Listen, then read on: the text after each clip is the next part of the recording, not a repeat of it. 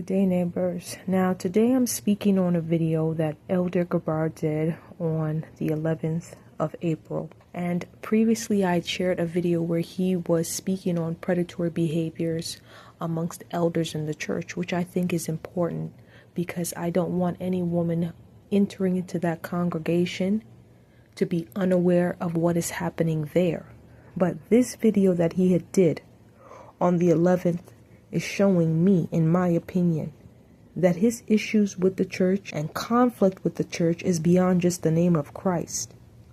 Because this man opened his mouth to speak on another man's wife, which is Elder Rakar's wife. And what happens in that man's house have nothing to do with me or anybody else. It's out of order because it's none of our business. And in case you see this, I just want to say this. In my opinion, you feel inadequate, that you haven't received institutional learning, and you believe without it, you're not qualified. Man cannot qualify you to do God's work. God does that. You spoke on Paul being chosen because he's educated and learned, because he was educated and learned and taught the law. And with all that learning, he was killing Christ's followers. Where he took lives, he was sent back to go and save them. He was teaching what the disciples were teaching. Tell me, where and what theology school did they attend? They studied under Christ. Christ was the shepherd and the disciples were and are the sheep. How in the past, especially over in America where you're from, maybe you're not a foundational Black American, clearly not, but how did they, as people of color, in history, a history that these colonizers continue to try to hide, how did they invent as many inventions as they did without institutional learning and education? You were killed if you were even caught reading. What spirit gave them the understanding to create? If you believe a man isn't qualified to teach because he's been in prison, but Paul, who was a killer, is qualified to teach because he went to college, studied the law, your mind is institutionalized to worldly standards. When you are called to a position, you still have to prepare for what that position entails. And you do that by studying. Peter, John, Paul all went to prison for teaching and preaching the word, treated like criminals for Christ.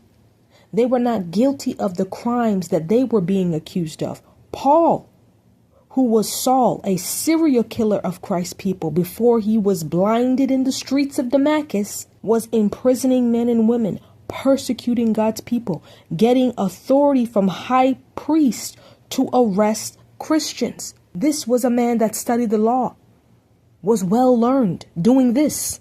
And he was a Roman only by birth, but a Benjamite, trained under Gamaliel, I think that's how it's pronounced, because he was taught by the Pharisees, one of the strictest set of Jews. This is in Acts 22:3, I believe.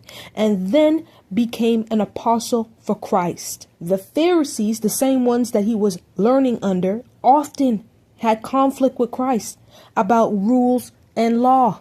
Now that brother that came up and he spoke on the names and titles, he hit the nail on the head.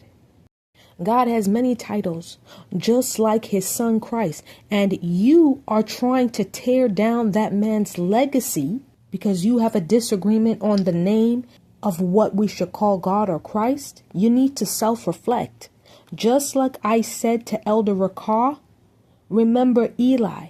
You as well should remember that when Samuel received the message from God, what would happen to Eli, it was a future prophecy that would come to pass and did.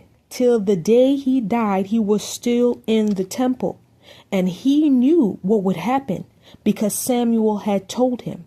Just like the wheat and the tares, we must coexist in the world until we are separated and judged. And you do within the congregation have free will to separate yourself from what you aren't aligned with. You leave and you move on.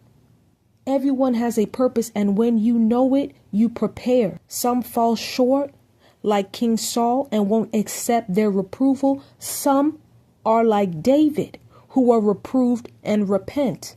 I agree with your message to want to speak on uncovering what is happening with the predatory behavior in the church, but I do not agree with what you are doing in terms of speaking on Elder Rakah's personal life and speaking on what he wants to call the name of God and trying to tear down everything else he has done because you guys are having a disagreement. That's not right. Good day, neighbors.